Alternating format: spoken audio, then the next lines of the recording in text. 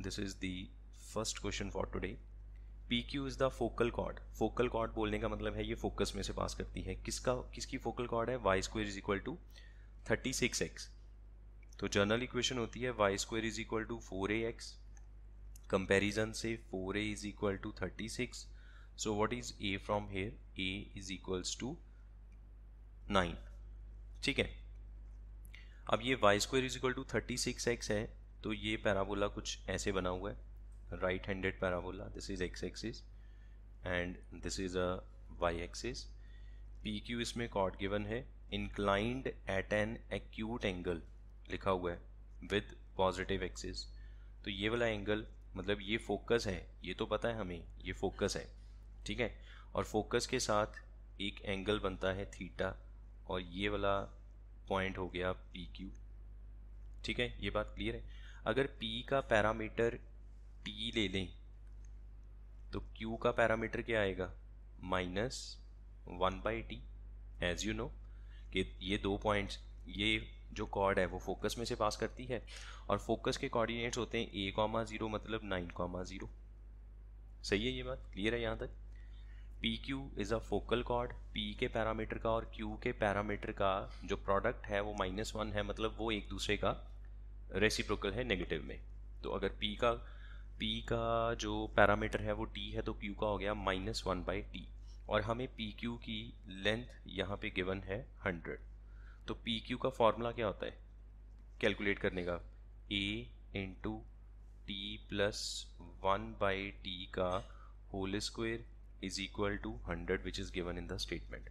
ये फॉर्मूला है, अभी हम पढ़ के आए हैं, लास्ट क्लास में ये फॉर्मूला किया था, अभी इसको रिवाइज भी कर लिया है. और a की जगह पे हम क्या पुट करेंगे? a की जगह पे हम 9 पुट करेंगे. 9 उधर चला जाएगा, स्क्वायर का रूट हो जाएगा, तो इसकी वैल्यू क्या आएगी? +-10/3. हम 2 के सॉल्व करते हैं यहाँ से, ये चीज़ समझ में आ गई. 9 डिवाइड कर दिया, रूट कर दिया, 10/3 प्लस माइनस में 2 के सॉल्व करते हैं यहाँ से. t plus 1/t is equals to positive 10/3 और t minus 1/t plus 1/t is negative 10/3. पहले केस से t square plus 1/t is equal to 10/3 cross multiply करें, 3t square minus 10t plus 3 is equal to 0. दूसरा case देखते हैं. यहाँ से क्या बनेगा? वो जो 10t पॉजिटिव से इधर नेगेटिव से इधर आके पॉजिटिव हो जाएगा, तो यहाँ से बनेगा t square plus 10t plus यहाँ पे बन गया आपका 3 इज इक्वल टू 0. हाँ जी, ठीक है, ये क्लियर है. Now what next? अब इसके बाद यहाँ से वैल्यूज़ निकालते हैं t की. फैक्टराइज करो इसको. 3t square minus 10t minus 3, इसके फैक्टर्स क्या बनेंगे? 3t स्क्वायर माइनस 9t और minus t plus 3 is equal to 0. 3t common आ गया, t माइनस 3, फिर -1 कॉमन आया, t माइनस 3, तो t की वैल्यू एक तो 3 आ जाएगी और t की वैल्यू 1/3. ठीक है, ये दूसरा केस सॉल्व करते हैं. दूसरे केस से यहाँ पे 3t स्क्वायर आएगा. दूसरे केस से क्या फैक्टर्स आएंगे? यहाँ पे दोनों प्लस में है, तो यहाँ से फैक्टर्स आएंगे 3t plus 1 into t plus 3. तो t की वैल्यू 3, t की वैल्यू -3 और t की वैल्यू -1/3. आई होप यहाँ तक सब क्लियर है और सारी कैलकुलेशन भी सही है, कोई मिस्टेक नहीं है. ठीक है, बिल्कुल सही. तो देखो हमारा जो पॉइंट P है, वो एक एक्यूट एंगल पे इंक्लाइंड है ना. हमने क्या कहा था? जो कॉर्ड बिल्कुल परपेंडिकुलर होगी वो लेटस रेक्टम है. लेटस रेक्टम का जो पैरामीटर है वो t इज इक्वल टू 1 है.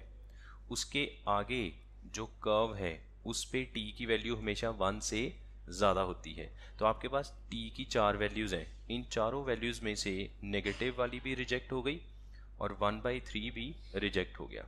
ये चीज़ समझ में आई? कर्व के ऊपर लेटस रेक्टम क्या होता है? जो बिल्कुल परपेंडिकुलर है, जो फोकस के साथ एग्जैक्टली परपेंडिकुलर है. जो फोकस के साथ परपेंडिकुलर है वहाँ पे t की वैल्यू 1 होती है, आगे चलने पे t की वैल्यू 1 से बड़ी हो जाती है। तो p का पैरामीटर हमने t लेट किया था, तो t की वैल्यू 1 से बड़ी होनी चाहिए। तो 4 वैल्यूज़ में से सिर्फ एक एक्सेप्टेबल है, दैट इज़ ओनली 3। यहाँ तक क्लियर है? तो p के कोऑर्डिनेट्स मिल सकते हैं। p के कोऑर्डिनेट्स क्या आएंगे? जनरल फॉर्म क्या होती है? at² 2at। a की वैल्यू 9 है, तो p के कोऑर्डिनेट्स क्या बने? 9 इंटू t की वैल्यू 3, 3 का स्क्वायर 9, 2 इंटू 9 इंटू 3। तो p के कोऑर्डिनेट्स यहाँ पे आ गए 81, 54। ये p के कोऑर्डिनेट्स हैं। अब ज़रा q के कोऑर्डिनेट्स की बात करें। q के coordinates formula will remain same, a into parameter का स्क्वायर। अब q का पैरामीटर क्या आएगा? जो t आया आपका 3, उसका नेगेटिव रेसिप्रोकल। तो q का पैरामीटर बन गया -1/3। सो a इंटू -1/t का स्क्वायर मतलब 1/t², 2a -1/t करेंगे तो नेगेटिव होके ओवर में t आ जाएगा। इसमें वैल्यूज पुट कर दो। a की वैल्यू है 9, t की वैल्यू 3, 1 आ गया। ये पॉइंट q के कोऑर्डिनेट्स 1, 2 इंटू 9 18 डिवाइड बाई 3 -6। ये हो गया pq। हमें pq के कोऑर्डिनेट्स मिल गए। अब आगे चलते हैं। स्टेटमेंट में क्या लिखा हुआ है? Let ordinate of b is positive, p ऊपर वाली साइड है, and m be the point on line segment pq such that pm ratio mq is 3:1। अब उसने ये कहा कि pq लाइन के ऊपर एक पॉइंट है m और इसकी रेशियो गिवन है 3:1, और p के कोऑर्डिनेट्स क्या हैं? 81, 54। q के coordinates 1, -6। By applying section formula हम m के कोऑर्डिनेट्स फाइंड आउट कर सकते हैं। तो सेक्शन फार्मूला अप्लाई करते हैं m के कोऑर्डिनेट्स के लिए। 3 into 1 3 plus 1 into 81 81/4, then 3 into -6 18 plus 54/4। अब ज़रा इसको थोड़ा और सिंप्लीफाई कर लिया तो ये कितना बनेगा? ये आपका देखें ज़रा क्या बनता है, 84/4। 84/4 कितना हो गया? ये 84/4 21, नेक्स्ट 54 में से 18 निकल गया 32। ये देखना ज़रा 32 या 36/4 9। m के कोऑर्डिनेट्स 21, 9। ये हमारे पास m के कोऑर्डिनेट्स आ गए। अब और आगे चलते हैं। क्वेश्चन में क्या गिवन है? Then which of the following points does not lie on a line passing through m perpendicular to pq। अब मुझे एक लाइन ढूंढनी है जो m में से पास करती है और pq के साथ परपेंडिकुलर है। ठीक है, तो अब ज़रा इस स्पेस बना लेते हैं यहाँ पे। अब हमें एक लाइन ढूंढनी है यहाँ पे लाइक दिस, जो pq के साथ परपेंडिकुलर है और m में से पास करती है। ये लाइन ढूंढनी है। इस लाइन की जो स्लोप है उसकी स्लोप का pq के साथ प्रोडक्ट क्या होगा? ऑफ कोर्स -1, दो परपेंडिकुलर लाइंस की स्लोप का प्रोडक्ट। सो ml इंटू pq की स्लोप कैसे ढूंढेंगे? p और q के कोऑर्डिनेट्स पता है, -6 -54/1 -81 इज इक्वल टू -1। ठीक है ये। So ml into -60/-80 is equal to -1। Minus cut गया, ये कट गया, यहाँ पे 3/4 उधर जाके ये बन गया -4/3। Now this is the slope of line L जो परपेंडिकुलर है और ये m में से पास करती है। m के कोऑर्डिनेट्स हमने फाइंड आउट कर रखे हैं 21, 9। तो अब हम यहाँ पे इस लाइन की इक्वेशन फाइंड आउट कर सकते हैं। ठीक है, now equation of L is y -9। ये m पॉइंट में से पास करती है, तो जो पॉइंट m के कोऑर्डिनेट्स हैं वो x1 y1 का काम करेंगे, is equal to -4/3 into x -21। इसको अब हम सिंप्लीफाई करेंगे। सिंप्लीफाई करने के बाद जो इक्वेशन आएगी, मैं आपको इक्वेशन लिखवा देता हूँ, वो बनेगी 4x + 3y is equal to 111। ये उस लाइन की इक्वेशन है जिसका जिक्र किया गया है हमारे क्वेश्चन में। ये समझ में आ गया यहाँ तक? ये क्रॉस मल्टीप्लाई करके सॉल्व करके ये बनेगा 4x + 3y = 111। यहाँ तक क्लियर है? अब उसने कहा कि ये जो गिवन पॉइंट्स हैं, आपको 4 ऑप्शंस गिवन हैं, विच of the following points does not lie on a line. इस लाइन के ऊपर इनमें से कौन सा पॉइंट लाए नहीं करता है, हमें वो फाइंड आउट करना है। अब हम टर्न बाय टर्न एक एक पॉइंट को यहाँ पे पुट करवा के देखेंगे तो फिर हमें पता चलेगा कि कौन सा पॉइंट इस पे लाए नहीं करता है। आप पॉइंट ए को पुट करवा के देखो। पॉइंट ए को 4 3 = 12, 9 3 × 33 99 12। ठीक है, पहले वाला पॉइंट लाई करता है तो फर्स्ट हमारा ऑप्शन नहीं है। दूसरा चेक कर लेते हैं। 4 6 = 24 और 3 × 29 87। 87 और 24 को प्लस करेंगे तो 87 और 24 को प्लस करके 1 1 बनेगा, ये भी लाई करता है। थर्ड पॉइंट चेक करते हैं। 4 3 = -12, 3 × 43। तो थर्ड पॉइंट को ज़रा सॉल्व कर लें। 4 × -3 + 3 × 43, -12 + 3 3 = 9। 129 में से 12 निकल जाए तो 117 बनता है। ये तो सेटिस्फाई नहीं किया, इसका मतलब सी इसका आंसर है। सी पॉइंट इसको सेटिस्फाई नहीं करता है। हाँ जी, आई होप कि यहाँ तक क्लियर है। Next, let R be the focus. और देखते हैं आगे नेक्स्ट क्वेश्चन। आर फोकस है of the parabola y² = 20x और लाइन y = mx + c, y = mx + c intersect the parabola at p and q.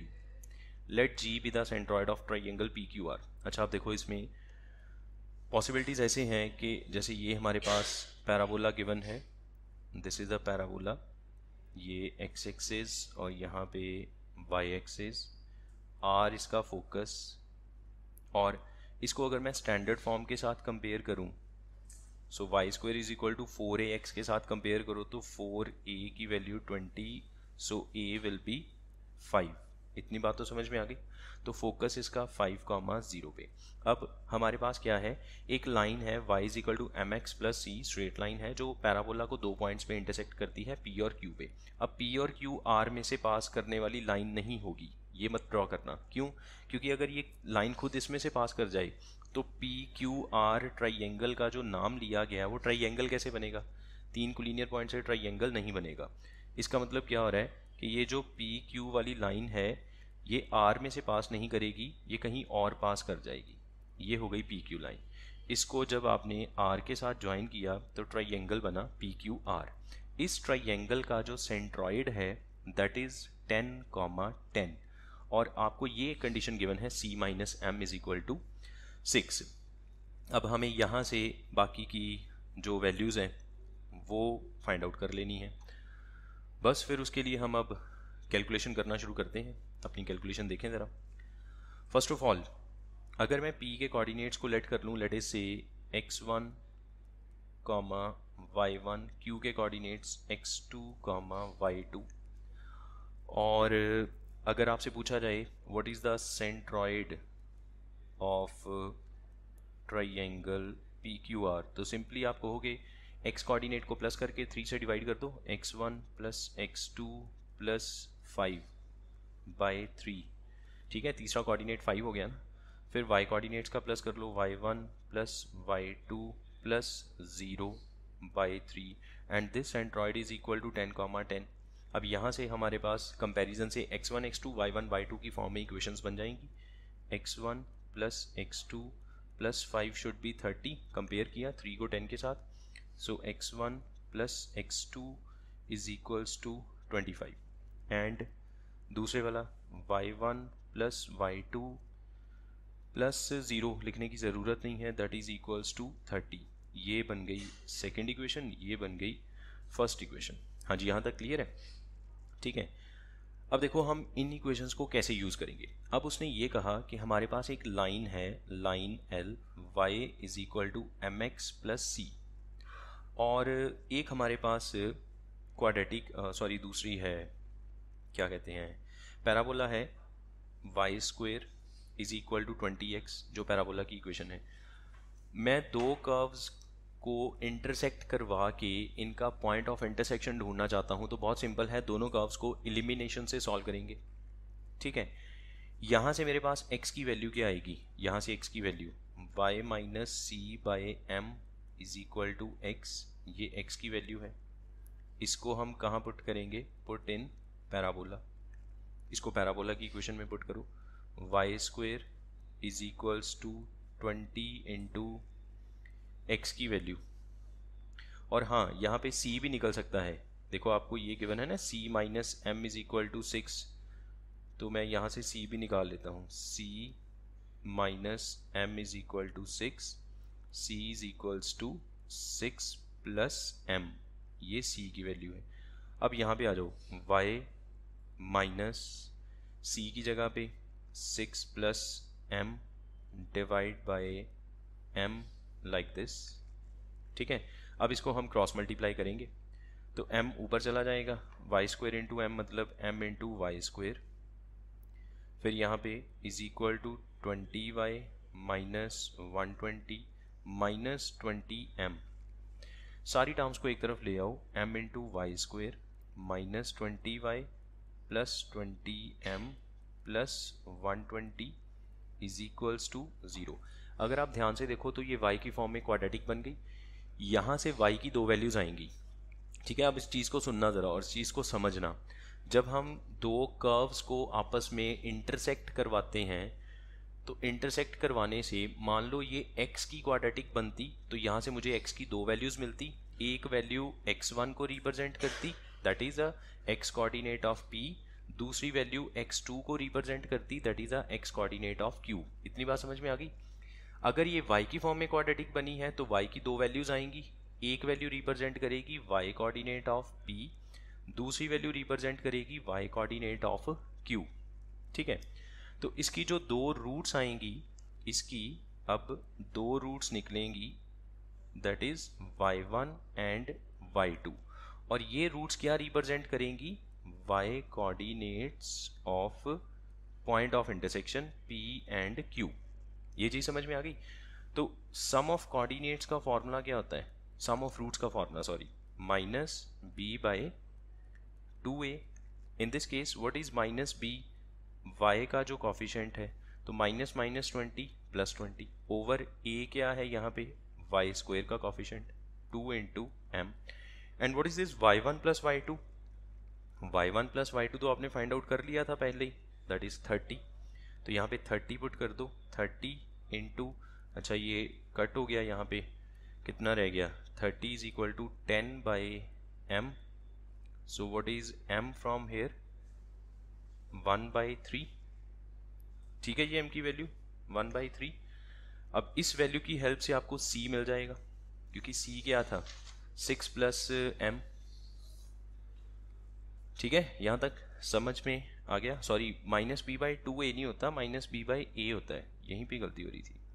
This is not 1/3, this is 2/3। ये आपका बनेगा 20 और ये बन गया 2/3। माइनस बी बाई 2a तो वो हमारा क्वाड्रेटिक का जो वर्टेक्स है उसका x कोऑर्डिनेट होता है, minus B by sum of roots minus B by a। अब ये वाली वैल्यू से आपको c मिल जाएगा, it implies c is equal to 6 plus 2/3। तो ये कितना हो गया, 6 3 20/3। ठीक है, ये c बन गया।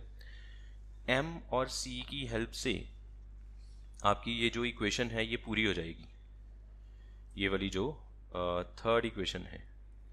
तो थर्ड इक्वेशन कंप्लीट कर सकते हो। वैसे c चाहिए नहीं था, है ना, हमने खामखा c निकाल लिया, c का कहीं पे कोई जिक्र तो है नहीं है, चलो फिर भी निकाल लिया तो कोई बात नहीं। तो अब इक्वेशन क्या बनेगी, m इंटू वाई स्क्वेयर मतलब 2/3 Y square minus 20y plus 20 into 2/3 plus 120 is equal to 0। अब यहाँ से 3 से छुटकारा चाहते हैं तो उसके लिए आप मल्टीप्लाई बाई 3 कर दो पूरी इक्वेशन को, मल्टीप्लाई बाई 3, पूरी इक्वेशन को 3 से मल्टीप्लाई कर दिया। तो अब क्या बचता है यहाँ पे, 2y square minus 60y plus 3 cut हो जाएगा, 40 प्लस 360 इज इक्वल टू 0। पूरी इक्वेशन में से 2 कॉमन निकल जाएगा, वाई स्क्वायर माइनस, सो ये इक्वेशन क्या बनेगी, 2 से डिवाइड करने पे टोटल पहले ये 400 बनने वाला था, अब ये 200 बनेगा, हमने 2 कॉमन ले लिया, ये बन गई y की फॉर्म में क्वाड्रेटिक। यहाँ से y की 2 वैल्यूज़ आ जाएंगी, जब आप फैक्टराइज करोगे y इज इक्वल टू 20 और y इज इक्वल टू 10। तो हमने क्या कहा, जो 2 वैल्यूज़ y की आएंगी, एक p का कोऑर्डिनेट है, एक q का कोऑर्डिनेट है। तो अब x कहाँ से ढूंढोगे, तो अब आपके पास एक इक्वेशन है y is equal to mx plus c, तो c उसके लिए चाहिए होगा, y is equals to mx plus C, y is equal to m की वैल्यू 2/3x प्लस c की वैल्यू 20/3। ठीक है, अब दो केसेस, अगर y 20 है तो 20 is equal to 2/3x plus 20/3 और 10 is equal to 2/3x plus 20/3। यहाँ से हमें x मिल जाएगा। ठीक है, ये सब क्लियर है।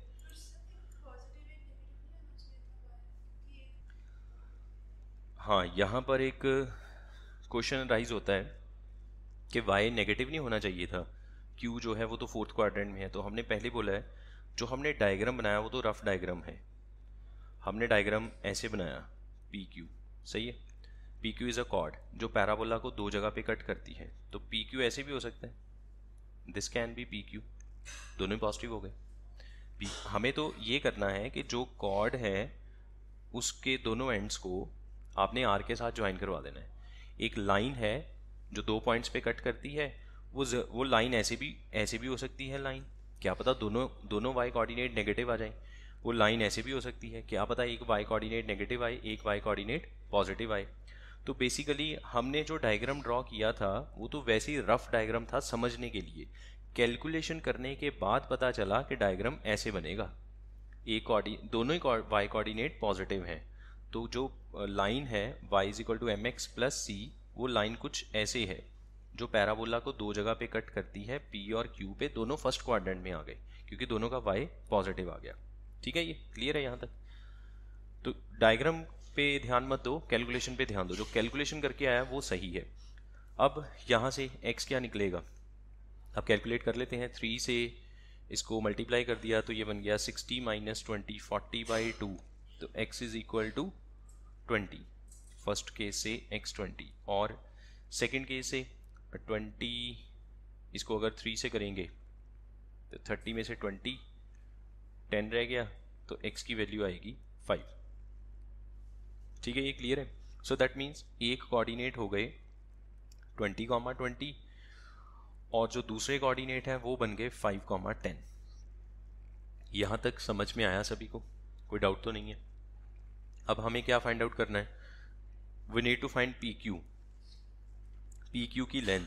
तो PQ निकाल लो by using distance formula, PQ is equal to under root of 20 minus 5 15 का स्क्वायर प्लस 20 माइनस 10 10 का स्क्वायर, तो कितना आएगा 325 रूट के अंदर, रूट 325।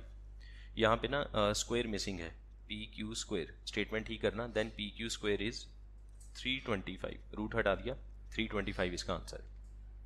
ठीक है, स्टेटमेंट में स्क्वायर लगा लो, PQ स्क्वायर है वहाँ पे। हाँ जी, ये सब क्लियर है, मेथड क्लियर है, क्वेश्चन को सॉल्व कैसे करना है, कैसे लाइन और पैराबोला का पॉइंट ऑफ इंटरसेक्शन कैसे फाइंड आउट करके और हम इसको सॉल्व कर सकते हैं। Then next we are having 2 parabolas, यहाँ पे स्पेस बना दें इसको सॉल्व करने के लिए। The parabolas ax square plus 2by plus cy is equal to 0 and एक और पैराबोला गिवन है। देखो जो क्वाड्रेटिक इक्वेशन है वो पैराबोला को रिप्रेजेंट करती है, सही है।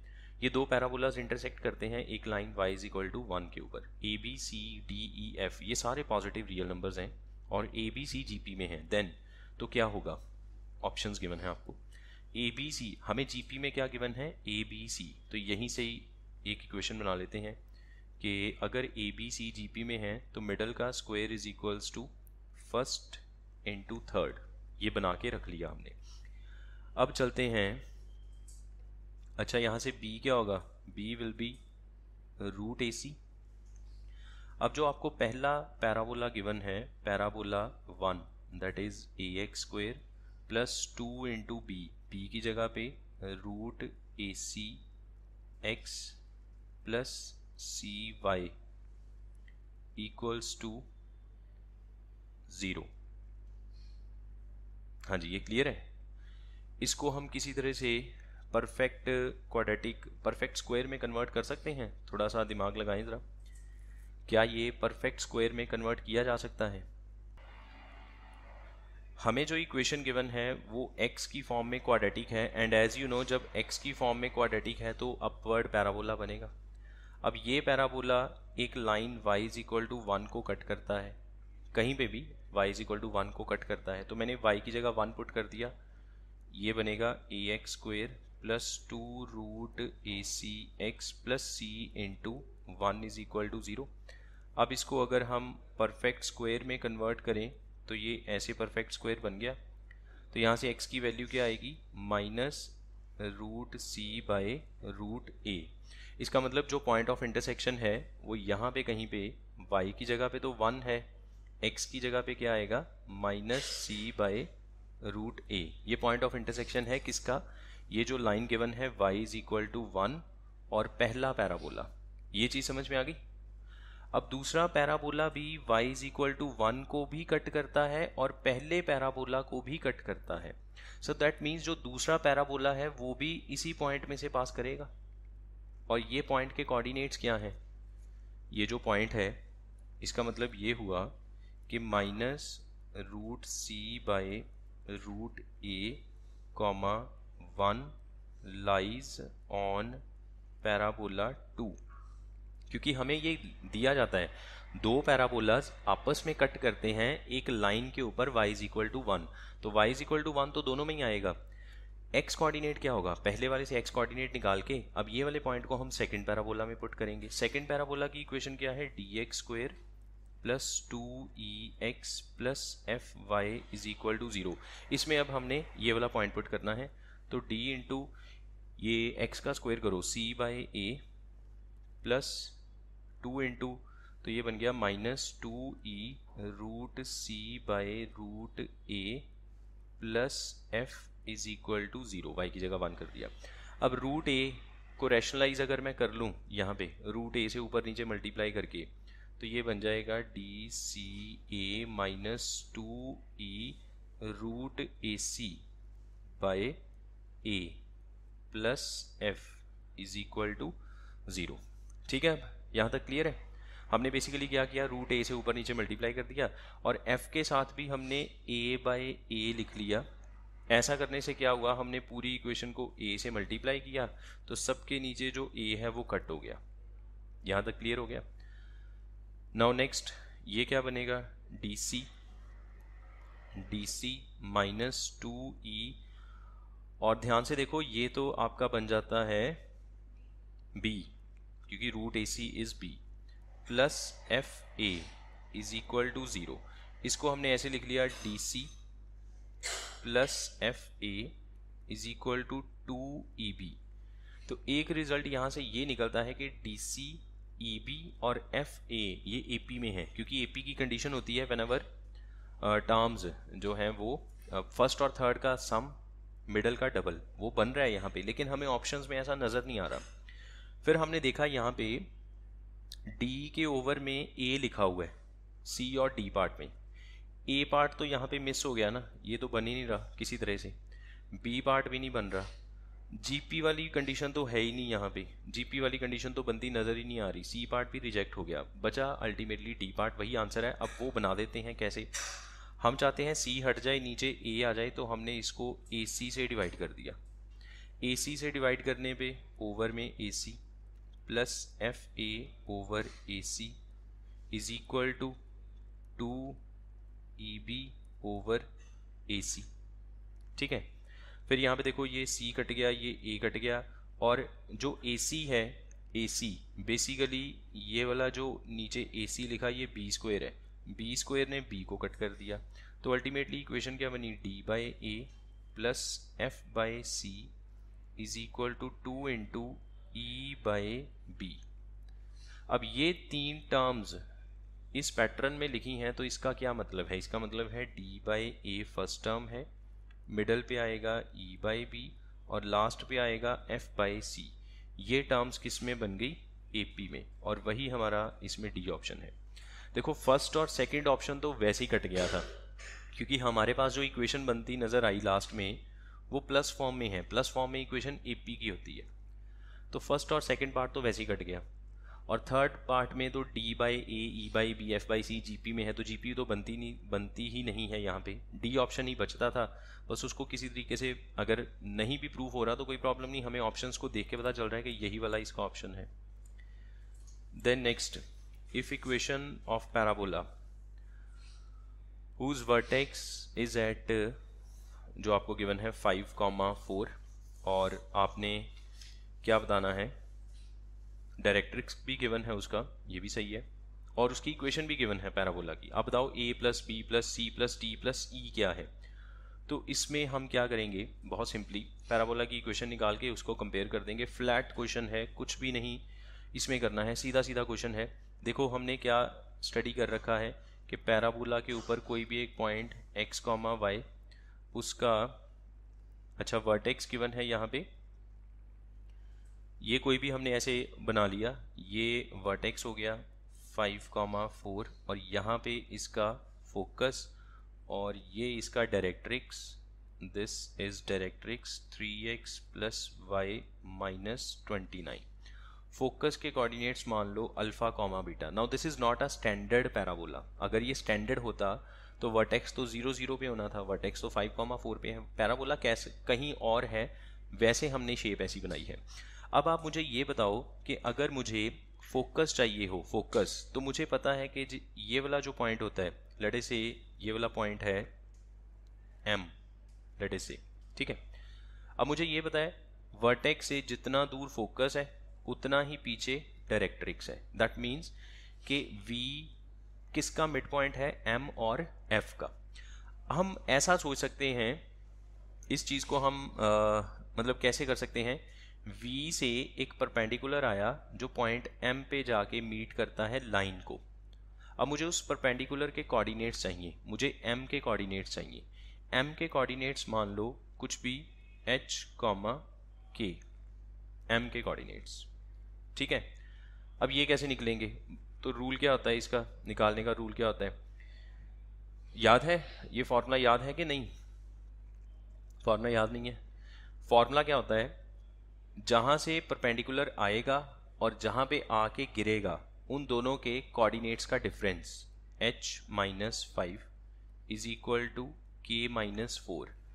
डिवाइड में क्या करना है, अच्छा पहले कोऑर्डिनेट कौन सा लिखना है, फुट ऑफ परपेंडिकुलर पहले लिखना है, माइनस वो कहाँ से आया, डिवाइड बाय जिस लाइन के ऊपर ये परपेंडिकुलर बना उसके कॉफिशेंट्स, x कोऑर्डिनेट के नीचे x का कॉफिशेंट, y कोऑर्डिनेट के नीचे y का कॉफिशेंट इज इक्वल टू, अब तीसरा इज इक्वल टू के बाद क्या लिखते हैं, डिनोमिनेटर में क्या लिखते हैं, दोनों के कॉफिशेंट्स का स्क्वायर, 3 स्क्वायर प्लस 1 स्क्वायर, ऊपर क्या लिखते हैं, माइनस लगा के ब्रैकेट लगा के, ब्रैकेट के अंदर अब आपने क्या लिखना होता है, जिस पॉइंट से ये परपेंडिकुलर ड्रॉ किया उसके कोऑर्डिनेट्स को लाइन में पुट करना है।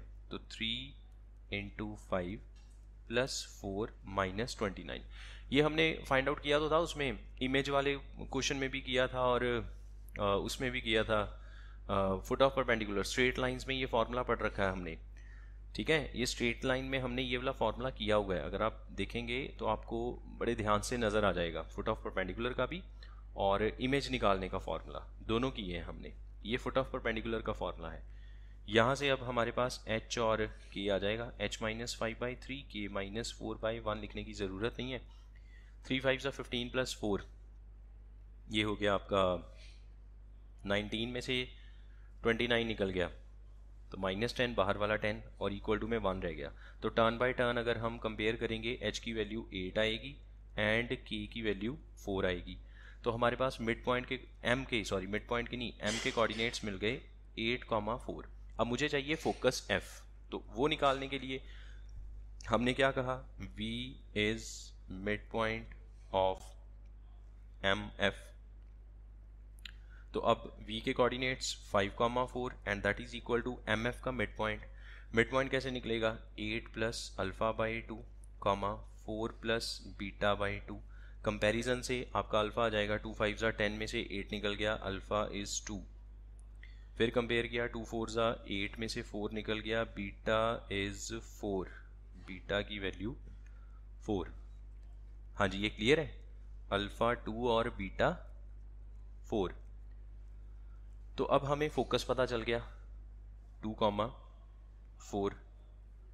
तो पैराबोला की इक्वेशन कैसे निकलती है, इक्वेशन ऑफ पैराबोला। और पैराबोला की इक्वेशन निकालने का रूल हमने पहली क्लास से पढ़ रखा है, मतलब पहली मतलब जो हमने फर्स्ट लेक्चर लगाया था पैराबोला का। P F is always equals to ये वाला पी एन, ठीक है, यही होता है। पी का एफ से डिस्टेंस कैसे निकालेंगे, P F is equal to P N. P का एफ से डिस्टेंस कैसे निकालेंगे, X minus 2 square plus Y minus 4 square under root.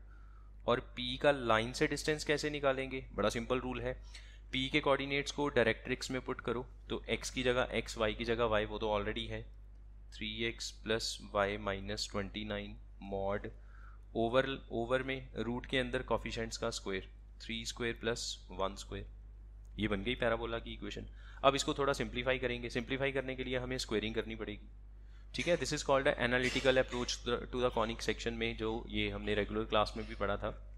अगर आपको एक फोकस गिवन है, डायरेक्ट्रिक्स गिवन है, पैराबोला की इक्वेशन निकालनी है, तो कोई भी पॉइंट लेट करो x, y, उसका दोनों से डिस्टेंस निकाल लो। लाइन से डिस्टेंस मतलब परपेंडिकुलर वाला, पॉइंट से डिस्टेंस मतलब वो डिस्टेंस फार्मूला वाला, ठीक है। अब यहाँ पे स्क्वेयरिंग करी तो रूट हट गया, you will get X square plus 4 minus 4x plus Y square plus 16 minus 8y is equal to, इस पे a plus B plus C का होल स्क्वेयर, तो 3x square plus Y square plus 29 square, फिर plus 2 into 3x into Y, फिर यहाँ पे plus 2 into Y into minus 29, फिर plus 2 into minus 29 into 3 and whole divide में आएगा 10। उस 10 को मैंने क्रॉस कर दिया लेफ्ट साइड की तरफ, ठीक है जी, उसको हमने क्रॉस करके लेफ्ट साइड पे लिख दिया।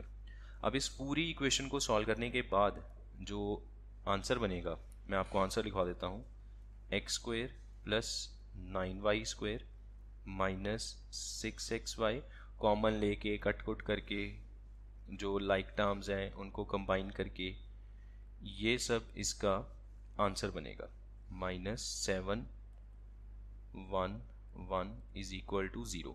Now this is the equation of parabola, ये पैराबोला की इक्वेशन है। अब हमें जो पैराबोला की इक्वेशन दी जाती है वो तो कुछ और ही है, तो अब हम उस इक्वेशन को अपनी इक्वेशन से कंपेयर करेंगे। हमें ये वाली इक्वेशन दी जाती है, इसको अपनी इक्वेशन से कंपेयर करो। एक्स स्क्वेयर का कॉफिशेंट कितना आएगा, 1, यहाँ हमारी इक्वेशन में भी 1 है, बिल्कुल सही है। उसके बाद वाई स्क्वेयर का कॉफिशेंट a है, तो accordingly a will be 9। X Y का कॉफिशेंट b है, तो b will be -6। Then x का कॉफिशेंट c है, तो c विल बी 134। y का कॉफिशेंट d है, तो d will be -2। Then e की वैल्यू -711। और हमें क्या फाइंड आउट करना है, we need to find a plus B plus C plus D plus ई। इन पांचों वैल्यूज़ को प्लस कर देना है, तो प्लस करके देख लो आपका आंसर क्या बनेगा। आंसर बनेगा -576। एक बार चेक कर लेना, ऐड करके -576 बनेगा सबको ऐड करने के बाद, ठीक है। तो ये आपका क्वेश्चन सॉल्व हो गया।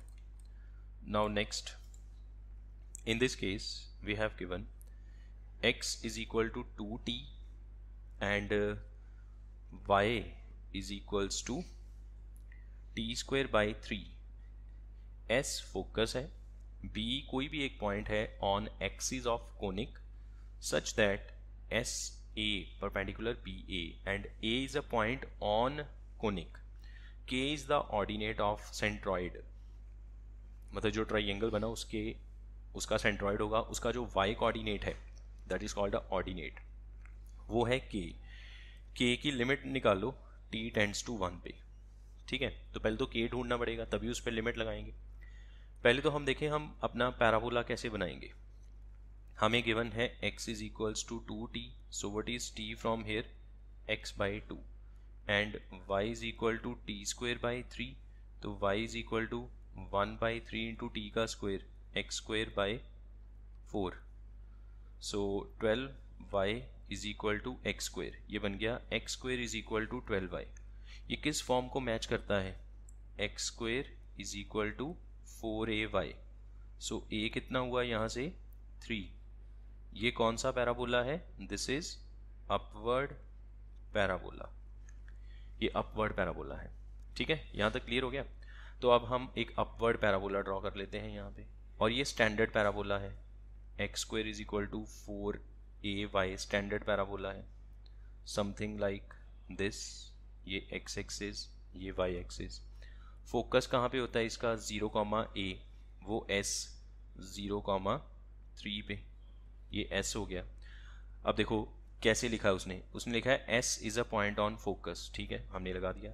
b कोई भी पॉइंट है on axis of parabola. Axis क्या है, एक्सिस एक ऐसी लाइन जो पैराबोला के दो इक्वल हाफ करती है, and in this case axis is y axis, तो y एक्सिस के ऊपर कोई भी एक पॉइंट है b, तो उसके कोऑर्डिनेट्स क्या होंगे, 0, y वाली फॉर्म के, ठीक है। फिर उसने क्या कहा उसके आगे, उसने कहा कि a एक पॉइंट है कोनिक के ऊपर, इस पैराबोला के ऊपर कहीं भी एक पॉइंट है a, और फिर उसने कहा S A perpendicular B A. तो जैसा जैसा बोलता जा रहा है वैसे वैसे ड्रॉ करते जा रहे हैं, एस ए और बी ए ये आपस में ऐसे 90 पे हैं, ठीक है, समझ रहे हो ना, ये क्लियर है ना पिक्चर। यहाँ पर 90 लग नहीं रहा, कोई प्रॉब्लम नहीं, हम पॉइंट को थोड़ा आगे पीछे कर लेते हैं, उसमें कोई इशू नहीं है।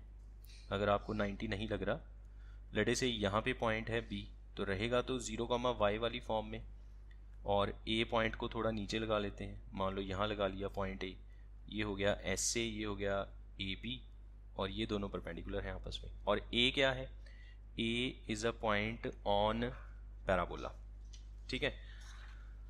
अब देखते हैं इसके आगे क्या किया जा सकता है। और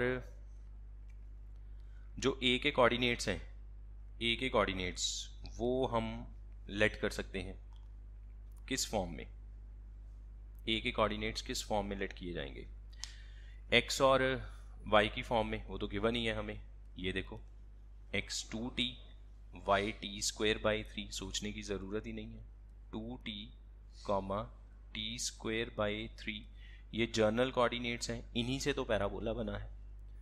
तो ये रैंडम कोऑर्डिनेट है, ये किसी भी पॉइंट के हो सकते हैं, लेकिन वो पॉइंट हमेशा किसके ऊपर होगा, पैराबोला के ऊपर। टी के चेंज करने से पॉइंट बदल जाएगा, बट पोजीशन उसकी पैराबोला के ऊपर ही रहेगी। अब हमें क्या फाइंड आउट करना है कि M S A into M B A is always -1, और माइंड में मतलब क्या आ रहा है, माइंड में यही आ रहा है कि इन दोनों की स्लोप का प्रोडक्ट क्या होगा, -1, बिकॉज ये दोनों लाइंस क्या हैं आपस में परपेंडिकुलर हैं। तो हमने यहाँ से लगा ली, स्लोप लगा ली दोनों की। एस ए कैसे ढूंढेंगे, 3 minus T square by 3 over 0 minus 2t into M B A, तो y minus T square by 3 over 0 minus 2t is equal to -1, ठीक है, ये क्लियर है यहाँ तक। अब यहाँ पे अगर हम 3 का एलसीएम कर लें तो ये बन गया 9 minus T square, 9 minus T square into 3y minus T square, और दोनों 3 नीचे आके 9 बन जाएंगे, और यहाँ पे 2t into 2t 4t square into 9, तो -36t स्क्वेयर कैलकुलेशन करने के बाद, ठीक है। अब यहाँ से मुझे y की वैल्यू चाहिए। y क्या है, y is nothing but y coordinate of b। y कहाँ से आ रहा है, b का y कोऑर्डिनेट, तो मुझे y चाहिए, तो हम उसके लिए 3y minus T square is -36t square by 9 minus T square, ठीक है। फिर यहाँ पे 3y की वैल्यू 3y की वैल्यू। अच्छा हम ऐसा कर लेते हैं, इसमें से हमने 36t² पॉजिटिव कर लिया, नीचे t² -9 कर दिया। बेसिकली क्या किया, नीचे से माइनस निकाल के ऊपर वाले माइनस के साथ कट कर दिया, और t² जो पॉजिटिव इधर नेगेटिव में था राइट साइड जाके पॉजिटिव हो गया। Next you will get 3y is equal to 36t² plus LCM लिया इसके साथ t⁴ minus 9t² divide by t² -9। तो y की वैल्यू कितनी मिलेगी, t⁴, ये टोटल बनेगा 27 positive, 27t² divide by 3t² -9। ये देखो ज़रा y की वैल्यू, ठीक है, ये वाली वैल्यू बिल्कुल सही है। ये अभी क्वेश्चन सॉल्व नहीं हुआ, अभी हमें क्या चाहिए, हमें सेंट्रॉइड का ऑर्डिनेट चाहिए। के क्या है, ऑर्डिनेट किसका, SAB के सेंट्रॉइड का। तो ऑर्डिनेट का मतलब होता है y coordinate, y coordinate of centroid and that is equals to k। और y कोऑर्डिनेट कैसे निकालते हैं, तीनों y कोऑर्डिनेट को प्लस करके 3 से divide, y1 plus y2 plus y3। y1 क्या है, पहला y coordinate that is t² by 3 plus दूसरा y coordinate that is only 3 s का, और b का y कोऑर्डिनेट y की जगह पे क्या लिखेंगे, t⁴ plus 27t² divide by 3t² -9 whole divide by 3। ये चीज़ समझ में आई, ठीक है। अब सिंपली क्या किया हमने, अच्छा ये जो मिडल पे 3 है इसको मैंने 9/3 लिख लिया।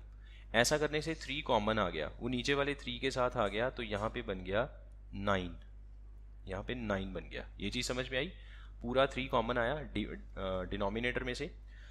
अब यहाँ से अगर 3 कॉमन निकल जाएगा तो यहाँ पे t² -3 रह जाएगा, ठीक है। थोड़ी कैलकुलेशन को क्विक करने के लिए ऐसा कर रहे हैं। बाकी जो बचा उसमें से t² -3 एलसीएम में लगा दिया, तो ये बन गया t² into t² -3 plus 9 into t² -3 plus t⁴ plus 27t²। ये बनता है k, which is nothing but y coordinate of centroid. अब हम इसको थोड़ा सिंप्लीफाई कर लेंगे। तो सिंप्लीफाई करने के बाद देखें ज़रा t क्या बनेगा, यहाँ से ये t² इंटू t², t⁴, एक t⁴ यहाँ पे है 2t⁴, ठीक है। अब t² को 3 से किया नेगेटिव हो गया, और t² कहाँ से जनरेट होगा, यहाँ से t² जनरेट होगा, प्लस 9t² और 3t² में से 6t² रह गया, वो 27 में जाके जुड़ जाएगा, तो टोटल कितना हो गया, ठीक है। ये अभी तक तो ठीक है, t⁴ वाली टर्म एडजस्ट हो गई, और t² वाली टर्म 9 3 27, कहीं पे लगता है कुछ चीज़ मिस हो गई है यहाँ से ना, देख लेते हैं। t² को यहाँ पर थोड़ी सी मिस्टेक चली गई, जब 3 इधर जाएगा तो 3t² -9 की जगह 27 आएगा, और यही वाली मिस्टेक यहाँ पे आ गई। यहाँ पे पहले 9 था, 3 कॉमन करने पे 27 में से 3 निकलेगा तो 9 रह जाएगा, यहाँ पे 9, यहाँ पे भी 9।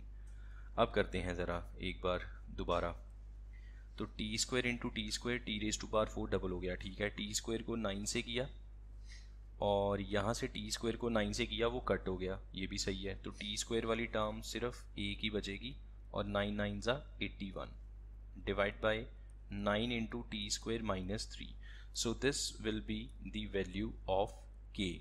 बस वो एक 3 को 9 से मल्टीप्लाई करना रह गया था, रेस्ट बाकी सब ठीक है। अब हमें क्या चाहिए, we need to find limit नीचे भी t² -9 आएगा, यहाँ पे भी, यहाँ पर भी t² -9 आएगा, ये ठीक है इनकी बात। अब हमें क्या चाहिए, limit t tends to 1, t tends to 1k, मतलब हमें इस पे लिमिट लगानी है t टेंड्स टू 1। अब सिंपली ये लिमिट्स का क्वेश्चन हो गया 2t raise to power 4 27t square minus 81 by 9 into T square minus 1। तो t को 1 पुट करने पे 0/0 फॉर्म तो बनती नहीं है, तो t को सीधा 1 पुट कर दो टेकिंग लिमिट्स। सिंपल आपने लिमिट पुट कर देनी है अब इसमें। तो ये लिमिट पुट करने पे क्या बनेगा 29 माइनस 81 बाय 9 इंटू माइनस 8। अब ये सब कैलकुलेशन कर लो आप, तो आपका जो आंसर आएगा दैट विल बी 13/18। ये इसका आंसर होगा। ऑप्शन देख लेते हैं 13/18, डी ऑप्शन है इसमें 13/18।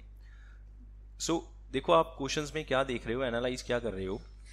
क्वेश्चन में जस्ट एक लेंथ है, आपको एक दो चीज़ें लगातार फाइंड आउट करते जाना है, लास्ट पे फाइनल आंसर आएगा। मतलब रेगुलर और कंपटीशन में यही फ़र्क है कि रेगुलर में एक छोटा क्वेश्चन होता है, एक पार्ट सॉल्व किया दैट्स इट। इसमें 2-3 पार्ट्स इकट्ठे हैं। जैसे आपको पहले x और t पैरामीटर फॉर्म में दे दिए, आपने पहले फोकस निकाल लिया, फिर उसके बाद इक्वेशन बनाई, दो का जो प्रोडक्ट है वो -1 आ गया, स्लोप का प्रोडक्ट, वहाँ से y निकल गया, y क्या है b का y कोऑर्डिनेट, फिर सेंट्रॉइड का y कोऑर्डिनेट निकाला, उसके बाद लिमिट लगा दी, then you will get your answer. बाकी इसको फिर हम नेक्स्ट क्लास में कंटिन्यू करेंगे।